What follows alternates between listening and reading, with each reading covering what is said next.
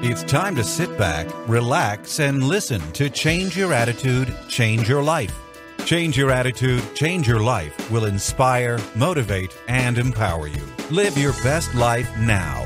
Listen, learn, think, and decide. Change your attitude, change your life. And now, here's your host, Joan Herman.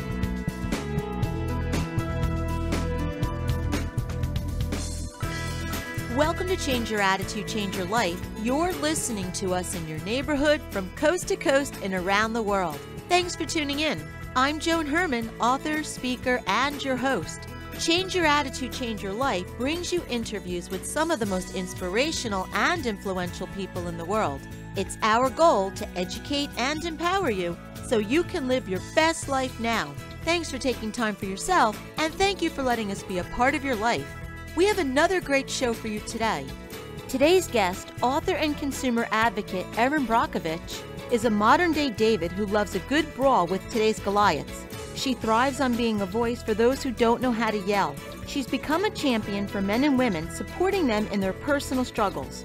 Erin Brockovich became a household name after Julia Roberts portrayed her in a movie about her entrance onto the environmental activism scene. Today, Erin continues to consult on numerous investigations, and she's a speaker on the international lecture circuit. Erin hosted ABC TV's Challenge America with Erin Brockovich and Lifetime's Final Justice. Her books are written with the hopes that readers will pick up the baton and work to make the world safer for us all. Welcome, Erin. Thanks for joining us today. Wow, thanks for the cool intro there. When you hear that, sometimes do you wonder who the heck is that person? Yeah, I thought you were talking about Julia Roberts. No, that's my joke. But that's you. But that is you, and what you've been able to accomplish in your life is wonderful, and that's why I'm so glad that you're here today to share that with us, because here at Change Your Attitude, Change Your Life, we're about inspiring and motivating people to get out there and make those changes that'll put them on their personal journey of passion, and that can always help another person. So I'm really, really happy that you're here, so thank you. Oh, it's a pleasure. Thanks. Thank you for having me. Now, Erin, you mentioned Julia Roberts a moment ago, and as I said in the intro, your name became a household name after the award-winning movie under the name of Erin Brockovich. And that movie portrayed the story about your entrance into social activism. Were you always conscious about social issues, or was it something that happened by accident, quite literally? A little bit of both. It's a lot of it's my upbringing. I was born and raised in Kansas, and so, I have a terrific sense of just the freedom of being outdoors and fresh water and our environment. I mean, I love it. As a kid, I loved it, and my father, who actually worked for industry, is the one that taught me the value of clean water. He used to always tell me in my lifetime water would become a commodity. I think he's going to be absolutely right, and that the greatest gift we have is good health, the love of our family, and clean water. And, it wasn't until I had my own children and I got involved in that Hinkley case that everything that my parents offered me about what was important is important. And once in a while we move away from our priorities, or we have to reprioritize what's important to us. And I think that we're in a phase again where we are truly recognizing that it is about good health and clean water, and often our honesty and transparency with each other, and mutual respect, and getting back to ourselves and our neighbors. And so I think it's been missing, and because of that, we are now facing issues that we're going to have to turn around. Erin, you mentioned the Hinkley case a few moments ago, and for some of our listeners who may not be familiar with what you're talking about, just give us a brief background about that case and how you got involved with it. Well, I got involved because I had met the law firm of Massery and Verde out in California, and how I was introduced to them was I had a car wreck that resulted in a neck surgery and, a PI accident, and they were my attorney. I didn't, for all practical purposes, that litigation that I was involved in certainly didn't turn out the way I had been told that it would. I was a single mother with 3 children, and I needed a job. Mm-hmm. And I basically really begged Ed Massery to hire me, and begrudgingly he did. And one day he brought a file in to me. He was actually looking for another secretary, but I happened to be in that same, office space with her to open a file, and he asked if I would do so. And I really didn't know what I was doing, but I just said that I knew what I was doing because it was the boss, after all, and I had to do a good job. So I took the time to really look into this file, that is now what has become the film Erin Brockovich, was a company who had known for some 20-plus years that they had been contaminating the groundwater with a poisonous chemical. And they were getting to the point where they were going to have to figure out how to either say something or hide it so they wouldn't get sued. Long story short, they got caught. And the end result is, because of this secret and a company's deception, lives and the environment were destroyed. And this is a scenario playing itself out way too often. And it's that secret that we've got to understand is the very root cause of our problems and lost lives and lost environment. And we've got to figure out a way to reprioritize who we are and why we do what we do, and practice with some honesty and be more forthwith to our communities and the people that live within them, because we're creating some problems. Erin, I think so many of us have this attitude that I'm only one person, what can I do? And what would you say to that? What can one person do? One person can do a whole lot. I think that we're all starting to recognize that Superman's not coming, and agencies aren't necessarily going to be here to save the day, nor is some lawsuit, that we're going to have to bring back our country by just getting back to ourselves and our community at a local level. To get back home, you got to come home. And what I mean by that is people have got to recognize, as an individual, you can make a difference. First and foremost, you can make a difference just for you. And when you make a difference just for you, it's contagious, because then you have a better outlook, or you feel more empowered, or you're more confident. And then guess what? You can make a difference for your child. You can make a difference for your spouse. You can make a difference in your family. You can make a difference in your community. So everything really will begin with you. I try to teach on my own lecture circuit a program I called RAM, which is about realization and assessment and motivation of oneself. And if you can just start with there, you find yourself more aware, further educated, and more confident to talk about a cause or an issue that maybe is important to you that might be going on. And then you can get more to join your voice, and then it just becomes cyclical, and it snowballs, and it feeds itself. But it will begin with you. Well, I think sometimes we start out with the best of intentions, and then often we hit those walls and we become defeated. And I'm sure that when you were going after this giant, this large corporation, there were many times when you wanted to give up. So where did you find that courage to persevere? Where did you get that strength to just continue on this path? I relied on old things that my parents offered to me. For me, growing up was difficult. I'm a dyslexic. I have a learning disability.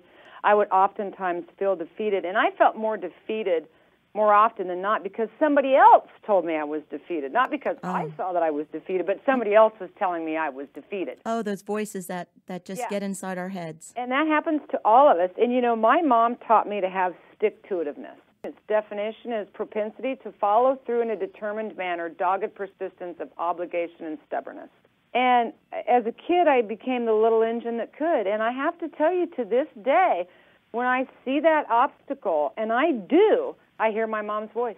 And you've got to get your stick-to-itiveness on. And so much is about your perception of who you are. And so don't be distracted because somebody else has told you you can or you can't do something. I'm often told that, well, you're not a lawyer, you're not a doctor, you're not a PhD. But you know what? You don't have to be any of those things to be a human being, and to have compassion and some common sense and believe in yourself and do something outside of yourself to make someone else's life better.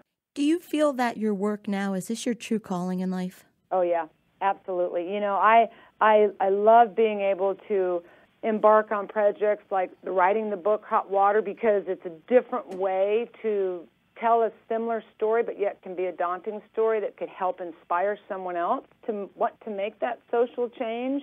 And I'll break away into certain little things, but this is my passion. I'm in my life's work.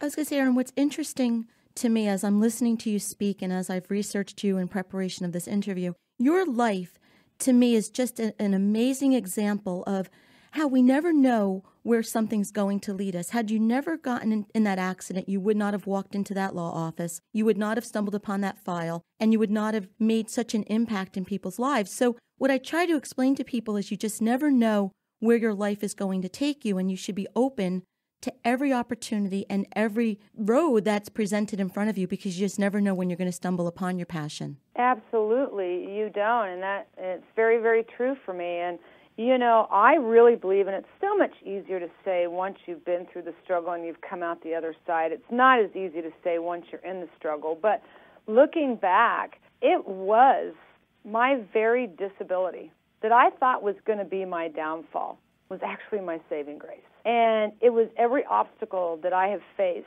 and being able to muster up my stick-to-itiveness and relying on some real core values and believing in, you know, my own self. You know, we talk about logic all the time, and for me, logic was just a dressed-up word for common sense. And those are skills that I used, and looking back now, it was that very obstacle and that very challenge that I was able to overcome got me where I am today. I wouldn't have changed, nor would I change a thing. Do you think that with all that's going on in the world today, we're too apathetic? Oh, yes, I see a lot of that going on, and you know, I can understand why people are that way. But yeah, we have become a little bit of that society, and I don't know, maybe we've become that way for a while, and maybe that's why we're in some of the scenarios that we're in. But we have become, and that's a shame. We have to change that. Do you think it's because we've just become so desensitized with all the stimulus around us?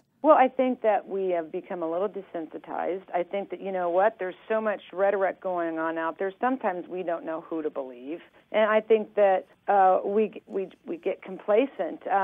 We think that things will not necessarily ever happen to us. It's always going to happen to someone else. So we become disconnected from our environment. But we've got to get reconnected and remember everything we are and who we are and how we've become what we are and what sustains us as a global society is, in fact, this environment. And we've become detached, and we need to reattach. It's really very important that we reprioritize our lives and what's important. Growing up, we had, I think, 5 television channels, and, you know, we didn't have half of the communication that's presented to us today. And yet, with all of the cable channels and all the news and all the reports, I don't think we're any better off today than we were then. You just touched upon that. We don't know who to believe or what to believe. So how can we determine what the truth is, what we need to fight for, and then take action in doing that? Well, the truth lies within you, and as long as we become detached from our very environment and just sit on our couch and look at our games, I'm not sure we will progress. You know, I'm out there every day in the field, and I would tell you my observation is we're not progressing. We're backsliding. Right. And I think that we need to become hands-on. It isn't until you get out there and you see it and you experience it that you become electrified by it. And I think that it's very important. And again, when I say reconnect to the environment, that is getting up off our bums, getting outside of our buildings, and getting down on the ground and putting your feet in those blades of grass, or getting out and looking at the wildlife or the absence of wildlife and seeing what's happening in your world around you. And what makes me nervous is when I think about future generations, because our kids are not being exposed to this. No, and we need to, or we're just going to become robots. I mean, we're human beings that have great sets of gifts, intuitions, and gut reactions, and observation, and we have to be hands-on for those skills to show themselves and to kick in. And I think that we're doing a huge disservice to this next generation if we don't allow them to step out of that box and experience something hands-on. You know, I see youth all the time. You can teach them something in a classroom, but when you take them outside and you let them see the effect of water pollution that it has on frogs and fish, and I mean, it's an eye-opening experience for them, then learning becomes intriguing and fun, and they want to pursue the science and the technology and do something to change it. But it's not the same process if we're just sitting inside and working on our iPads and our iPhones and getting lost. Technology is such a great thing, but it's a little bit of a double-edged sword. And if we become desensitized and we just lose that human side of us, I don't always feel encouraged by the future, but I'm always hopeful that people will get back to some basics and get out there and get hands-on, and don't just sit and watch the world. Be a part of the world, and that means you're going to have to come out in it. And an important point that I'd like to make, I don't want our listeners to think that it always has to be in such a grand way, the way that you have, the impact that you've made, but just doing something simple, getting involved in a small change. It doesn't have to be something that's so daunting that they're afraid to take a chance and get involved. I completely agree with you. You know, not everything that we get involved in, and even in my own life, is something that results in a movie or a series of books. But it's just about even the smallest thing, as we said in the beginning, that, you know, you can make a choice. And I like to talk about choice a lot, and sometimes we forget about that because it's just like second nature, and we're choosing and doing things all the time. So if you really stop for a moment and look at some of your choices and decisions, and just do something as simple as choosing to get involved, through choice, you have a say in the future. And that doesn't mean it has to be on a grand scale. That could mean you actually have a say in your own future, whether it be the sake of a child, the safety of your child, or yourself, or your education. You can just choose to get involved and change your own life. And when you change your life and then you're empowered to change another, again, like I said, it's a snowball effect. It doesn't have to be something on a grand scale. And you're right, oftentimes people think, I'm one person, well, what difference can I make? Well, don't sell yourself short. You're one person, and you can make a difference just in your own life. I've read that you said your favorite movie is Pay It Forward, and I love that movie. I love the concept. Movie. And I think that that's the philosophy that we need to just live our lives by, paying it forward, and that's really the key. And Erin, on that note, we are out of time. Thank you so much for being here with us today, and I wish you much success with your very important work. Thank you very much. It was a pleasure to be on the show.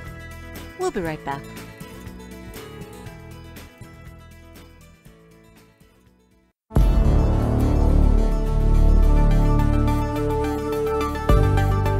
For Medical Minutes, joining me today is Dr. Michael Gross, the Medical Director of the Active Center for Health and Wellness, the founder of Active Orthopedics and Sports Medicine, and the Orthopedic Director of Sports Medicine at Hackensack University Medical Center in Hackensack, New Jersey. Dr. Gross is the author of the new book, Get Well Soon. Welcome, Dr. Gross. Thanks for joining us today. Thanks for inviting me, Joan. Dr. Gross, in your new book, Get Well Soon, you discuss the importance of exercising daily. Why is it so important for us to keep moving on a daily basis? Well, exercise, I believe, is one of the three pillars of wellness, and those are exercise, sleep, and nutrition. Exercising daily releases endorphins. It gives you a positive mental attitude. It keeps your joints lubricated. It keeps your muscles warm. It keeps your blood pumping. So for reasons beyond what one could count, daily exercise is important. Does it have a role in preventing disease? Absolutely. Many studies have shown that moderate exercise will serve to lower cancer rates, lower the rate of heart disease, and moderate exercise is walking. Moderate exercise is taking the stairs instead of using an elevator. We're not talking about going in the gym and playing an hour of basketball. An hour of basketball is good, but it's not what we're talking about. We're talking about just moving in excess of what you normally do 20 minutes a day. Dr. Gross, we hear so often about the importance of strength training, cardio training, stretching. Should our program be any one of those, a combination, and in what combination should it be? Well, I think the key is a combination. And most exercise physiologists, most trainers will agree that any one of them alone is not adequate. So doing cardio either before or after you do strength training or on separate days is important to burn calories, to maintain cardiac fitness, to stretch, and to warm up. And excessive cardio exercise is an excess, and anything in excess is not good. But again, moderate exercise. Weight training is important because building muscle mass is better than having fat mass. Once you build lean muscle, resting muscle burns calories throughout the day, and that helps you maintain a better weight. So like everything else, using moderation is important, and using a variety of different exercises are important. Now, the way we used to weight train 20 years ago is not the way people weight train today. Lighter weights are used, different repetitions are used, and combined exercises. So you're not using one muscle at a time but you're doing more functional things.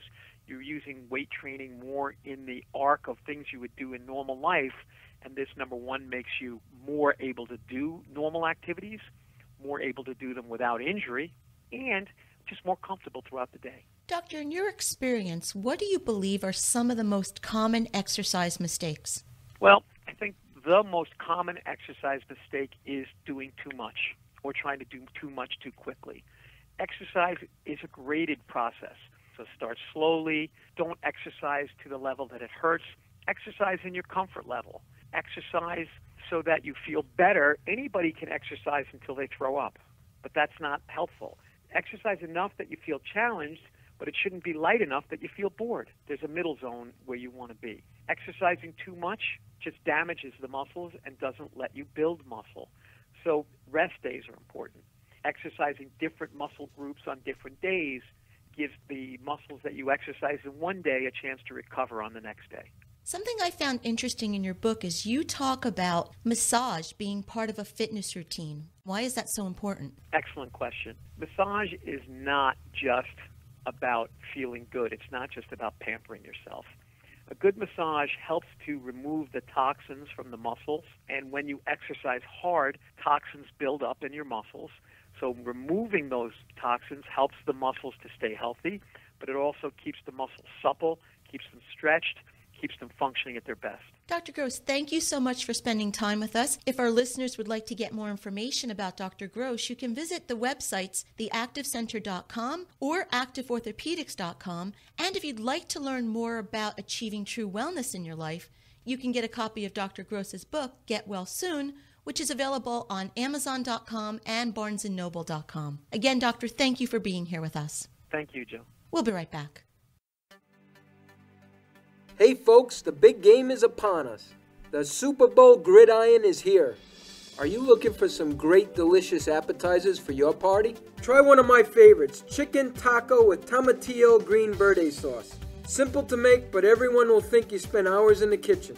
First, make the pico de gallo. Combine 1 pound of seeded chopped tomatillos, 1 finely chopped jalapeno, a half of finely chopped onion, 1/4 cup of chopped fresh cilantro, 1 tablespoon of lime juice, 1/4 teaspoon of cumin, 1/4 teaspoon of kosher salt, and 1/4 teaspoon of black pepper. Mix thoroughly and set aside while you make the tacos. Buy a store-bought rotisserie chicken or use cooked chicken strips. Shred the chicken, saute in a skillet over medium heat.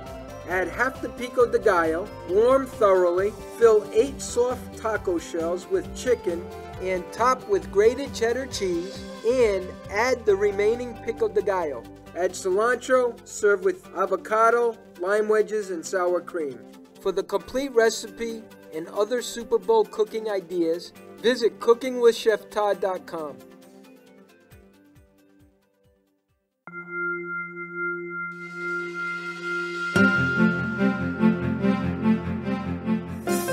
We all want to live a happy, productive life, but sometimes we need a little help.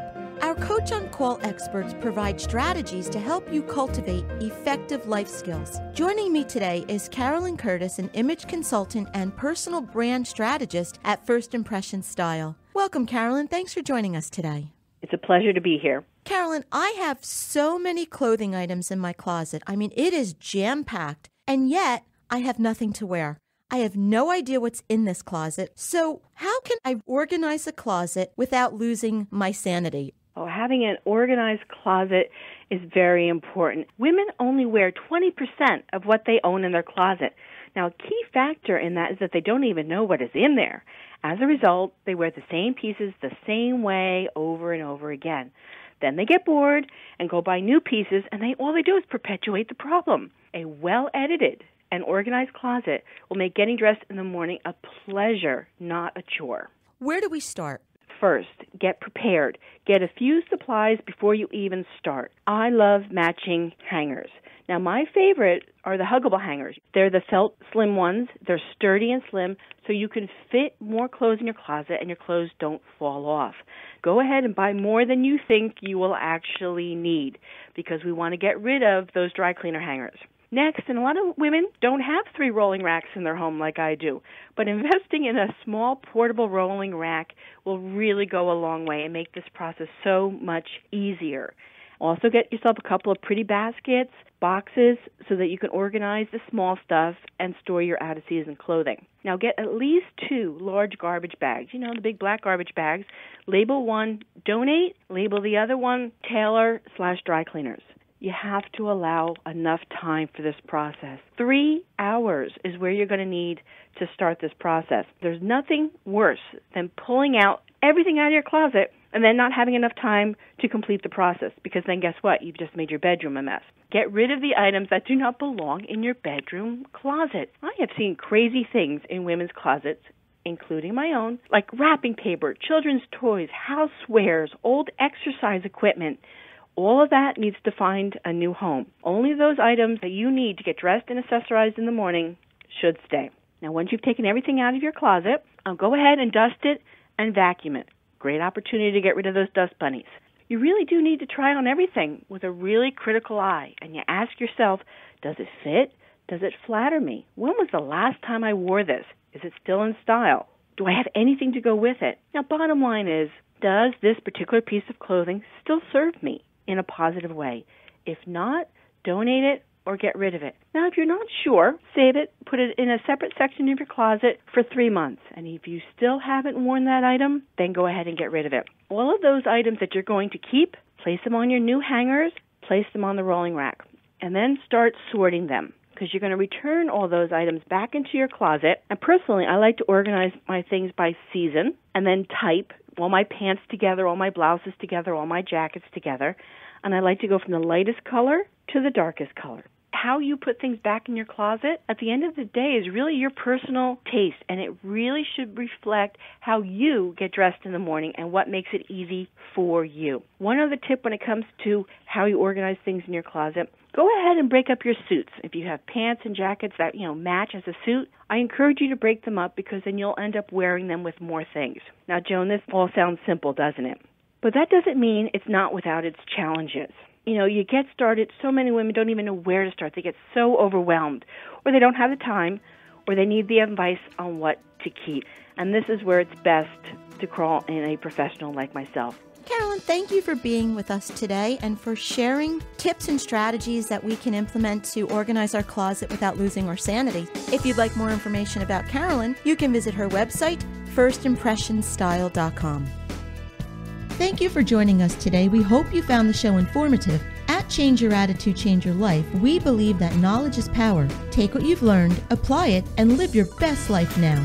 Remember that this information is for educational purposes only and should never replace the advice of a professional who knows your personal situation. If you'd like more information, you can visit our website, cyacyl.com. That stands for Change Your Attitude, Change Your Life. While on the site, listen to past shows on demand, read the digital magazine, take part in the book club, and be sure to follow the show on Facebook and Twitter. Until next time, this is Joan Herman. Thanks for tuning in.